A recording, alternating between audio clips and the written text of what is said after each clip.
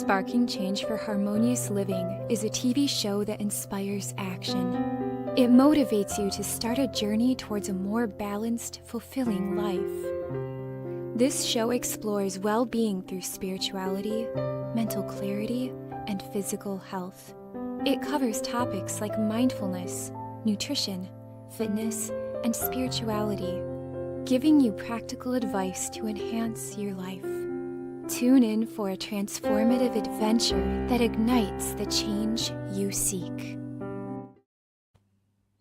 Hello, everyone, and welcome to Sparking Change for Harmonious Living. I'm your host, Giovanna Tardarone. And I'm your co-host, Ahmed Behman. Welcome, Ahmed. Welcome, everyone. And today's topic, we're going to talk about the law of non-resistance. And when we embrace the non-resistance part of us, we will actually feel more in alignment with the power of flow. So let's talk about what do I really mean by that, Ahmed? Like, how can our life get better if we are really in alignment with, our true purpose, basically, to keep us in the power of flow versus resisting? Well, I like to go back again, as usual, to our late mentor, Bob Proctor. He said something that took me some time to understand, and that is that whatever you resist persists. Persist. Absolutely. Absolutely. I was going to start with that, but I figured I'd let you say, because I knew that was going to come out of your mouth. And it's so true. It's so true. Let's really get deep into that. What does that really mean? Well, here's the thing. Bob described it that, what does the law of non-resistance mean? So he gave a beautiful analogy in martial arts, for example. He says, now you have two people and, they're both practicing, like, for example, karate. He said, you punch me, I punch you, and the cycle still continues. It's like a forever struggle. You're punching, but then you're getting hit at the same time. And he said, then the next phase would be you go to, for example, judo. Now you have your opponent coming towards you, or, for example, the situation is coming towards you. It's still coming, but you also put some input to throw that person off. You're exerting some amount of force in order to transfer the force in another direction. So he said, I want you to liken non-resistance as a form of Aikido. Now, Aikido is a different type of martial arts, is that when your opponent is coming towards you, you just step out of the way and let it go through. So the whole thing is, he gave us a simple analogy, but we need to work with it with our mind initially, right? Not thoughts, right? Yeah, you start with your thoughts, and then main thing is that you don't put any energy into it. You don't give something that you don't like energy, because whatever you give energy to grows. So when you don't give the thought energy to it, you don't have a single charge attached to it, because you're not giving it your feelings, your emotions.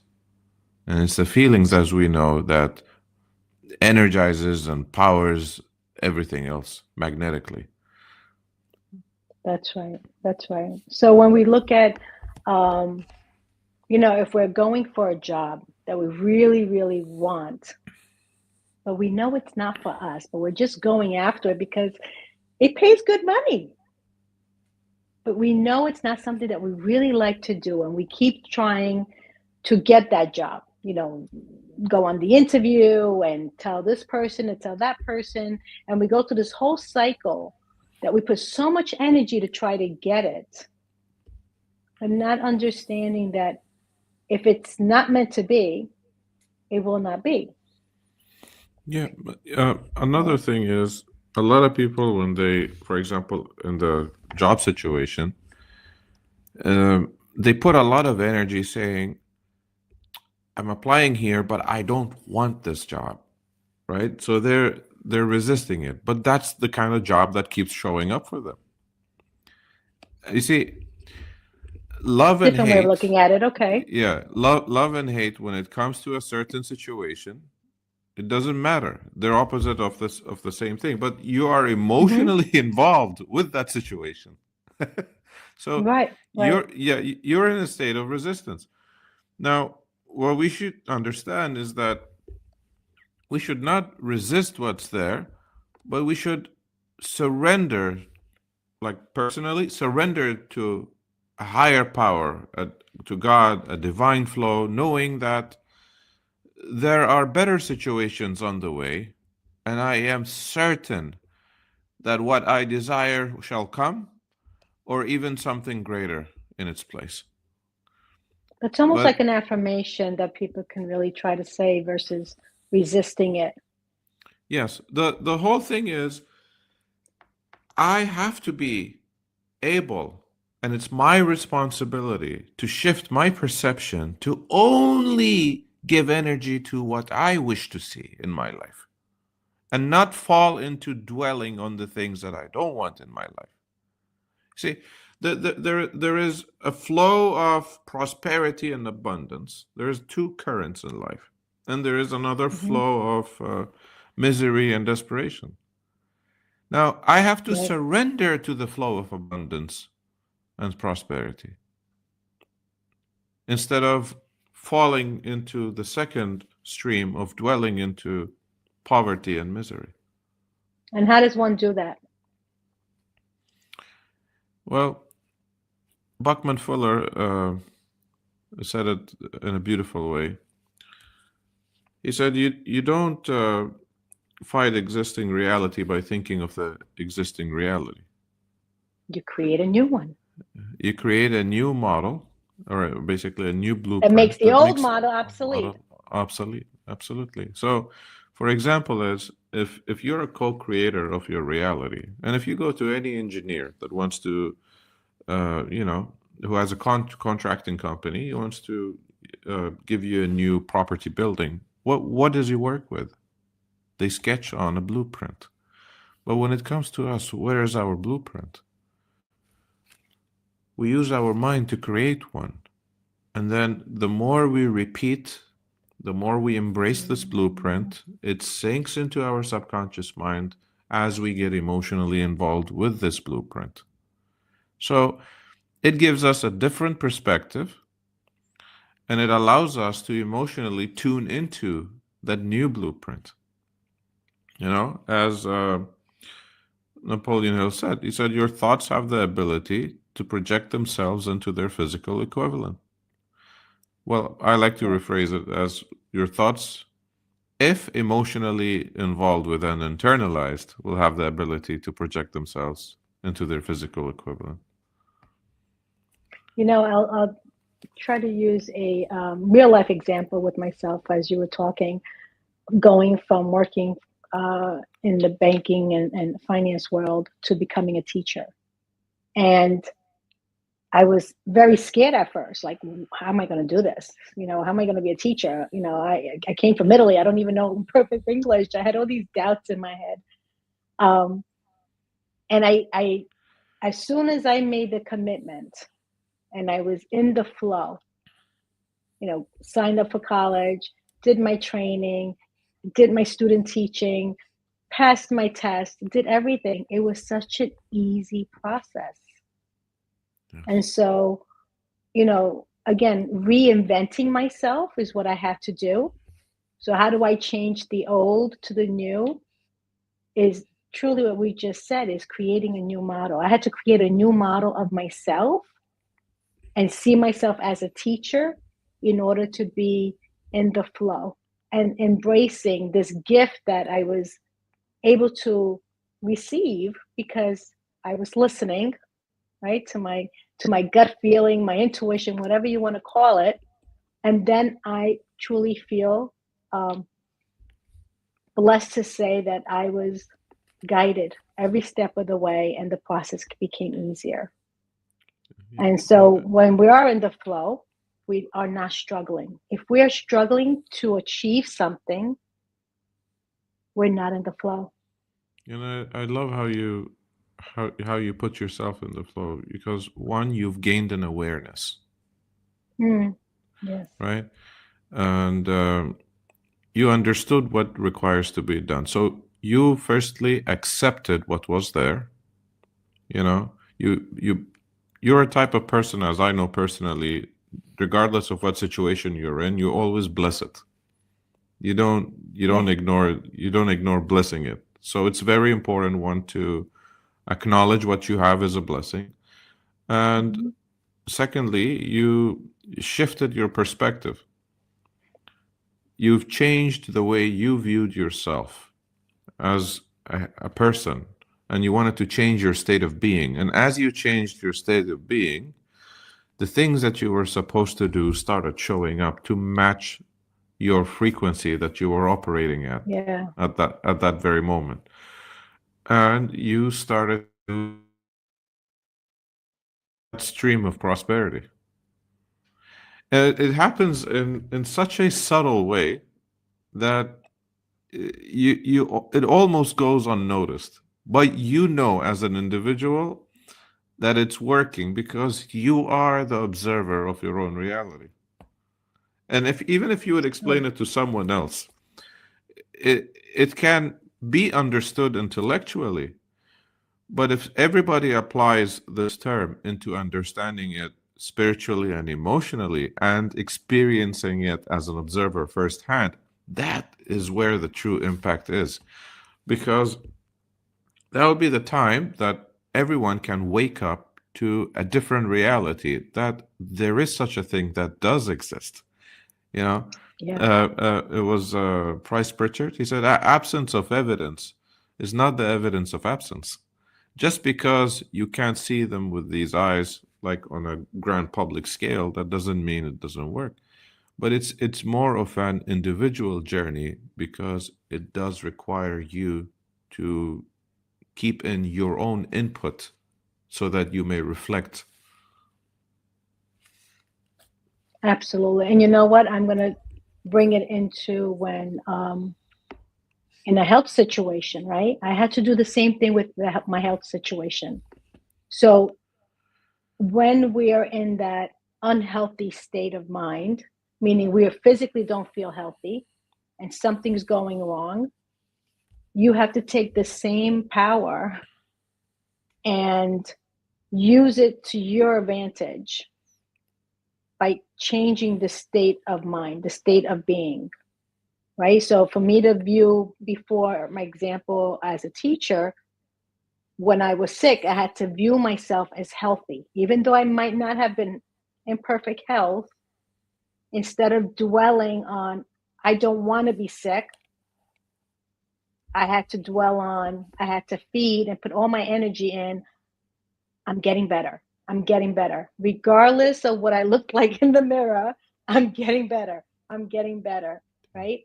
And feeding that side, putting energy into I'm getting better, and enabled me to absolutely feel better. And I Yeah. am the evidence of that, through experience. And this is where I say, when we embrace what is meant to be. You didn't Yeah. give into something called disease. And Yeah. your immune system functions better when you think and feel in a better way. Yes. And Yes, I absolutely. just for the audience, if you have not seen the movie The Secret, I think it was launched in 2006.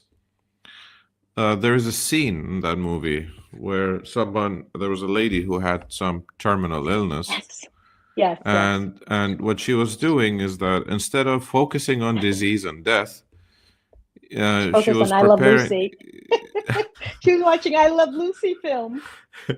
She was pouring tea for herself. And every time that she had these herbal teas that she would pour for herself before drinking, and as she's pouring it and as she's drinking it, she says, "Thank you for my healing. Thank you for my healing." You know, gratitude as well plays a big role in this. Absolutely. It sort of fuels the thing that you desire for it to move faster into form into your life. And you're a biomagnetic living being. You have a biomagnetic force within you. So the more you align with great things, the more you align with divine will and you surrender to it, the more you do good things, the more you hold positive affirmations in order to induce positive emotions. Yeah. Nothing that Absolutely. does not match this frequency will come toward you. Because And- you can only attract things to you that are vibrating in harmony with you. But it starts with you. Absolutely. Absolutely. You know, I just want to give the audience the idea of frequencies because it, you know, to some may be a new terminology, but it's no different like tuning into, you know, the radio station that you want, right? If you want to hear rock and roll, you're gonna, you know, tune into whatever 95 point. I'm probably gonna say it wrong, but 95.5, let's say. We need to be tuned in with our frequency of what we desire, what we want, Yes. with whatever it is. You know, I remember one time my daughter came to me. We have a Honda CRV, and she's like, "Mom, I really want to get the new one." I'm like, "Okay, well, get really happy," you know. And then sooner or later, her and her dad went to go get, you know, two Honda CRVs. But again, she said it. She was happy about it when she said it, right? And they went to go get it, and it came to reality. So, you know, I'm here to say there's part of not everything, but part of the law of attraction that is truly real. Although that, you know, a lot of people say, I don't believe in, you know, you attract what you believe or what you want. If you are in, you know, in alignment, you can, right? In Yeah. the frequency and the vibration of it, you truly can get what you want. As Les Brown said something, because when you said you're in alignment, so Les Brown said, you don't get in life what you want, you get in life what you are. And Neville Goddard said, you know, ask yourself just one question, but you have to operate from the desire being fulfilled. Just ask yourself one question. Now that my desire has been fulfilled, how do I feel? So when you tune into that feeling, you're aligned with that frequency. And this is what Les Brown meant when he said what you are in life. Because by that time, you know, when you talk about the car, for example, your daughter felt that she's an owner of that car. That's what she was at that moment. And therefore, And I truly, yes. no, Go and you're ahead. right, but I also truly believe that every time she saw a new CRV on the road, and it's like, I want that, I want that, I want that, and she was happy about it. She probably repeated this up every time she saw it, you know, and there's a lot of them on the road, a lot of them. I believe that's how, you know, she got what she wanted. It was a matter of alignment with her feelings, right? But Yes. you know, we don't make that connection, and I love, you know, the name of the show is Harmonious Living. Why? Because harmoniously, we are not living that way when we just think about that we have to do everything. We're the doers. And the connection between mind, body, and spirit is essential for us to get what we want out of life. If we have too much of one thing and too little of something else, we're struggling. If we have one without the other, we're struggling. And that is I, truly what we're trying to, you know, convey here. I love how the term goes, be childlike but not childish. And Bob, you know, says kids do this beautifully. Kids never Yeah. think of what they don't want.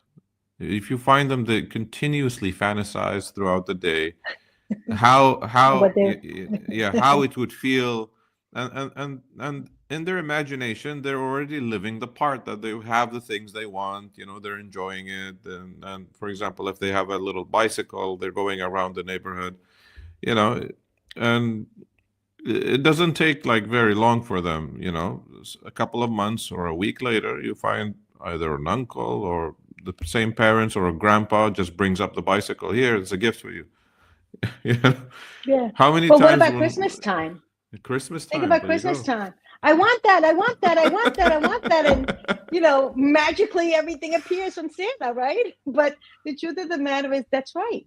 Kids they put so much feelings into what they want Yes. that they're the greatest manifestors that I know, Yes. right? It's just amazing. Because they And if we didn't can act grow like up. that, that'd be great. Yeah. They didn't reach to a stage, for example, where someone uh, uh, would tell them that you cannot have that. You know. But even like if you would tell a kid somewhere between 7 or younger, oh, you can't have that, they'll never listen to you. They'll never listen to you. They exercise their will with their use of imagination beautifully. They have all the Yeah. blueprint solid. So nothing could change that blueprint for them unless, uh, they've, of course, been through so much difficulty with someone, like sort of mentally, but nevertheless, they express beautifully. And the problem is, as we grow older, we lose touch with our inner world and into Yes. expressing that outwardly. You know, Yes. the thing is that you can create whatever you want in your imagination, and you can, That's right. if you can only use your will to hold on to that idea in exclusion of everything else, to cancel the outside noise out, you're Mm. pretty much putting yourself on that alignment, and tune in with their feelings as much as you can so that you may remain on that frequency. Because what happens is you're creating something called a harmonic resonance. You're resonating with the thing that you desire or with that ideal that you hold. And Mm-hmm. therefore, you will attract all the necessary components into the fulfillment of its appearance or manifestation. Absolutely. Absolutely. And it comes down to what? Trusting, Trusting. letting go, surrender. I had this week, I had the show of understanding the characteristics of your human chart, right? Your human design chart. And it was funny in the reading, I used myself as the example, the model. And he said that I tend to be the type that I stir the pot, meaning I come up with ideas and I want to go ahead and do it. I want to do them myself. And I'm constantly thinking of ways to stir the pot, but I'm not surrendering to it. I'm not allowing the divine intervention to come in and give me ideas on how to make it come, in reality. So it's so important now, understanding my makeup and my characteristics, to surrender and saying, you know what, this is my calling, this is what I'm supposed to do, and I'm not going to worry about it. I'm going to go with the flow, and stop resisting what needs to be done. Because if I'm called, and I truly believe this is my mission, to bring the truth to the world and to help people live life more harmoniously, then I know anything that I need will be given. And I know it's a hard thing to say, but we have to trust that no matter what, right? We have to Absolutely. accept change and just really embrace it to where we understand it's meant for us. And we deserve to get whatever we desire.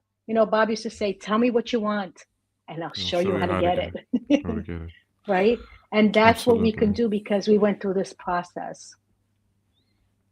So it's so beautifully when when we're in alignment with that. Absolutely. And you know, life never happens to you. Life always happens for you. And we have to always keep trust in the divine flow. And by embracing this law of non-resistance, we basically open ourselves to miracles, wisdom, life of ease and grace is what I'd like to say. So beautifully. And that is a beautiful way to end this show. Thank you, everyone, for joining us. Thank you, Ahmed, for your words of wisdom. I always love having, this talk with you. And until next time, everyone, this is Sparking Change for Harmonious Living, and I'm your host, Giovanna Tartarone. And I'm your co-host, Ahmed Aman. See you all next week. Bye-bye. Thank you for joining me on Sparking Change for Harmonious Living. I hope that our episode today has ignited a spark within you to create positive change in your own life and in the world around you. To learn more about how you can become a guest or supporter, head over to sparkingchangenow.com. If you enjoyed today's episode, please consider subscribing, sharing, and leaving a review. Your feedback is incredibly valuable to me, and it helps me to continue producing content that sparks change in each of us and the world.